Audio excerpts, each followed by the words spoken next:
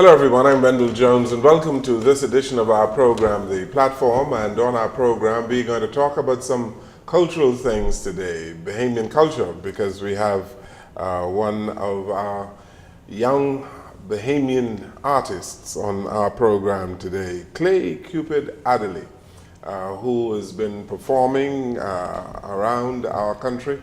And he has won many awards, the Song of the Year 2017, Rake and Scrape Song of the Year 2018, Artist of the Year 2018, and has been nominated for the Icon Award. And we're going to be playing some of his videos on our show today, and we need to expose our Bahamian artists. There are many people who believe that we do not give them sufficient exposure. And so today on our program, we are talking with Qpid Adderley today. Bianca, how are you doing? I'm doing very well, thank you. Good to see you. Good to see you as usual.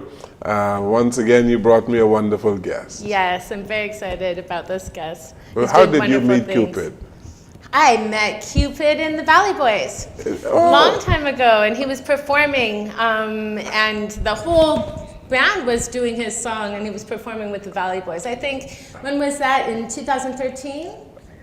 I think it might have been 2013. Okay, very good. Well, 13 or Qpid, nice to have you on the show again.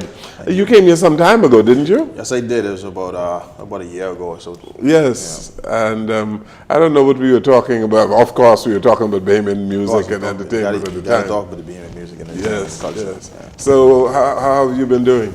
Well, I'm still at it, still trying to preserve the culture, still trying to thrust forward, trying to, take the parts of those that were before me that tried to carry it as far as they could carry it and pick it up where they left off and continue to move forward, Bahamian culture, the arts, the crafts, everything. Yeah. How did you get involved in Bahamian music?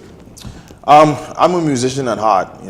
Started from my 7 years old. I came up on some prolific musicians in this country, the Duke Elstrone, the Justilian brothers, Chris and Yonel, who was my music teachers, and Edward Hanna, who was the first person that put the trumpet in my hand at the age of about 11 years old. I came up, graduated from Government High, that was the school of music.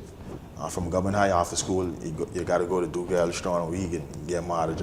Okay. So I was always involved in the music aspect. So when Bahamian culture came on board, it came through being involved in the Junkanoo aspect and being involved in the Junkanoo world and getting to love the culture. And one of my friends, they started a band called the Sky Juice Band, and they started performing, around the islands and in and out of Nassau. And that's when I really got a taste of what it is to entertain and see the things that go behind the scenes. And I wanted to get involved, so I wrote songs and. Years later, met up with Ira Store, and the rest is history. Yeah, you met up with Ira Store, the young man from San Salvador. Amen. So you play the trumpet, and what else? I play the trumpet. I play the guitar now. I played the violin, played the trombone, played some instruments, mainly brass instruments. I started with. Very good. And you got involved in writing, doing a little bit of writing. Yeah, as well. I got involved in the writing in 2009, and. 2008, I got involved in writing. In 2010, I released my first song. Mm-hmm. Yeah. And you've been traveling the Bahamas? Yeah, traveling the Bahamas. Went as far as Canada and Brampton to perform. Performed in New York City with Dr. Ellison Raman, who was the ambassador down there. He invited me to perform about 2 years back. I performed in Florida at Caribbean Roll Call. They have a Caribbean event over there. I performed in Turks and Caicos. I perform, I need to travel the rest of the world to push the culture. Carnival? No, not carnival, just, I love the carnival music, love the aspect, everybody has a right to do what they feel is right for them. I feel Bahamian culture is right for me, so that's what I'm going to do. What about Bahamian culture that is right for you? I would say... I'll tell you why I asked the question, because fresh off doing another show, someone said to me that our musicians are mixing the Bahamian Junkanoo with soca, and we don't have a real identity. We don't know where we are. So what is it to you? When, who said that? I think they really need to dive in deep, and they need to get into the industry and see what's happening, because we have a lot of artists like myself that are pushing it forward. Let's not just look on the surface. Let's dig deep and really and go to the radio station, call the radio station, ask what's the latest Bahamian song that has dropped, and you will really see that there are some young people just like me. I might be the youngest, but I encourage everybody that is younger than me to get involved. What I love about Bahamian culture mostly is the folk part of it. I love how we are able to captivate stories and turn it into music, make you laugh, make you cry, make you want to dance. So I think that aspect of our culture is rich, and we must preserve it. Very good. Yes, and so it's really exciting because now Clay has started these Back to Our Culture shows. And so he actually just had one at Compass Point last weekend. It was a very big success. And so it incorporates all the drummers and the folk dancers and fire dancing, and then his rake and scrape songs. And so we wanted to come on the show and encourage people to come out and support this. I'm so excited about it. I remember the King of Nights shows and how wonderful that was for me to go to as a child. And we've been missing that so much on the island, to actually just have a place where you could go and see these cultural shows. So it's really nice that he's bringing it back.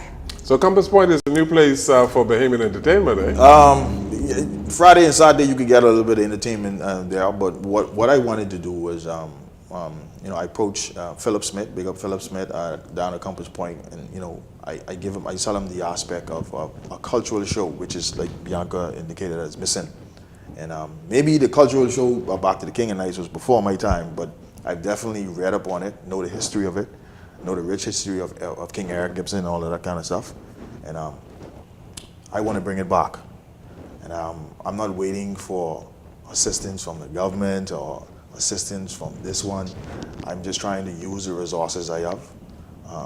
Like the people like Bianca and people like, I think I've built a track record after 9-10 years in the business that people know what I'm good for, and if they believe in me, we was able to pull off a cultural show at Compass Point. And moving forward, we have locations I don't want to call too much locations out, but the next location will be the Plantation Lounge. It will be May 15th. We have sponsors like Alive that came on board. We have Quality Sounds and Entertainment, Johnson's Barbershop. We have hold on, let me forget my sponsors. Just Why Clothing, Quality Sounds, Entertainment and Lighting. We have the Plantation Bar, All the Way Productions. We have Mr. Qpid, Caribbean Roll Call, and these are the people that, they say, Qpid, I believe in what you're doing. I support you. Just look at how I'm going to charge you for all of these ads, eh? But Qpid, you've been in the business now for how long? 9 years. 9 years. 9 years. And feels like yesterday. Yes, but you've been working with Ira, who's been there for decades. Eh? Yeah. I've worked with Ira Store. I've worked with Colin McDonald. I've worked with Pat Carey from Bahamian. I've worked with Isaiah Taylor from Bahamian, and I'll continue to work with veterans in the game that can show me some things that I can pick up and learn and take what they know and try to carry it to the next level. Let's talk about appreciation of Bahamian music by young people, by people in your age group, because there's a view that a whole lot of these people are into reggae and soca, and they are not in love with Bahamian music as they should be. Speak to that. See, it goes back to what were you exposed to growing up. With me, Tony McGay was my godfather. Your godfather? Okay. Edward Hanna, after every music class, after every afternoon session, he would play some Ronnie Butler. He would play Phil Stubbs. He would play Eddie Minnis. So me learning how to play the trumpet and being around his environment, I was like pre-exposed in my DNA. It was it started to embed in my DNA the appreciation for Bahamian culture. So to the people that don't appreciate, I wouldn't want to use the word don't appreciate it. I think they don't understand it. They don't have they don't get the gist of it, and I feel that, and that's the reason why I wanted to really do the Back to Culture tour. Instead of feeding what we do to tourists all the time, let's feed it to ourselves. Yeah, but the young people, those who are in their high teen years, those who you would have seen on the Carnival Road show. I really do believe they appreciate it now. I don't want to say that Bahamian people don't appreciate Bahamian music. I just want to I want to look at it from the positive aspect, as they need more of it to understand it. They need to see it more, not just at regattas, not just when they need to get drunk. They need to appreciate what we are, how we came about. And to do that, we need to be everywhere. Yeah, Bianca, I saw you brought Julian Believe on the show. Yeah. And I saw that he's doing a world tour now. Yes, he is. And he is also promoting Bahamian music on his world tour, isn't he? Yes, he is. And I mean, everybody loves it. I do agree with Qpid that it's all about exposure. There's no way that somebody would come and see a folk show or hear a song or watch Rake and Scrape and not love that. And we're just not seeing enough of it, right? My daughter, for example, I grew up, my dad would bring me to watch King of Nights, and I grew up like that and loving everything. And I knew that it was important to me to expose my children into it. And my daughter can't get enough Bahamian culture. In fact, she's one of the fire dancers in the show. Is she really? Yes, she is. And so it's really exciting, and I think as people see more young people getting involved in people like my daughter, then it'll make them, it's making them actually more aware to say like, oh, she can do it, I can do it also. Where can I learn how to do this? Or how you know, the folk dancing, how do I learn how to do it? We don't know where to take these classes and stuff until we start seeing the people bring this back. You've really exposed your children to the Bahamian culture in a big way, because they rush in Junkanoo. Yes. And now she is doing fire dancing. Right, she is, and you know, she's Bahamian, so this is from her root and her ancestry, you know, through my ex-husband. But she loves it, and guess what? It is bringing her so much opportunity, because now other people are seeing this. We had somebody there at the show that represents Tempo, and Tempo is the station that's really going throughout the Caribbean and exposing everything. And they're here covering Carnival and covering all of the stuff that's going on in the Bahamas now, and they're putting that in Tempo. And so we're just getting, you know, so much exposure through these things that they don't have. They have fire dancing in the United States, but they're bringing in the Rake and Scrape, the Junkanoo, giving people exposure to all of these things. And you've been heavy in Rake and Scrape, haven't you? Very, very heavy. So heavy, you drag me down sometimes. Yes. Rake and Scrape is your primary music that you use. Yeah, I would say that. But I also know that with the times change. But like Ira says, you don't change the foundation. You keep the foundation, and the foundation is Gombe, Rake and Scrape. Now, if you want to add on top of that, you don't change the sound. You don't change the sound. You can market it differently to attract a foreign aspect or an international, but you don't change the sound. And I can't stress enough that I will not change my sound. Okay, but let's listen to some of your sound right now. There's a video that Qpid has, so we're going to play a bit of that right now.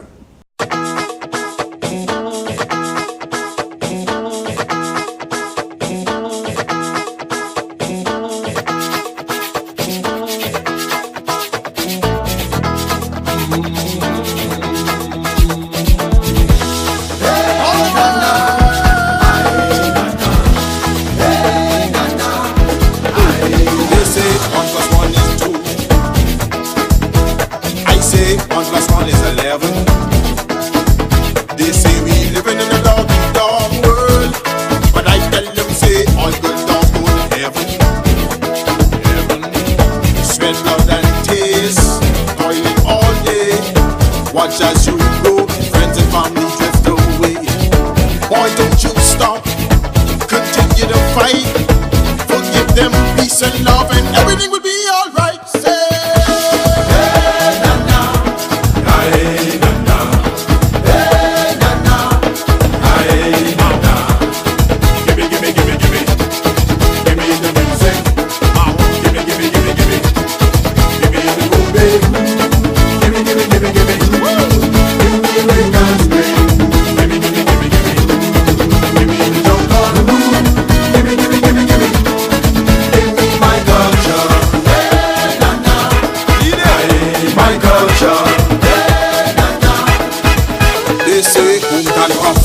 corner. Bare feet by the pump I used to do water. Scrub or shelly piece I come from the gutter. Island seeking catching fees in the summer. Mama used to say, play with puppy and lick your mouth. 30 pieces of silver, man, you know what they're talking about. Boy, don't you stop, continue the fight. Forgive them peace and love and everything will be alright. Say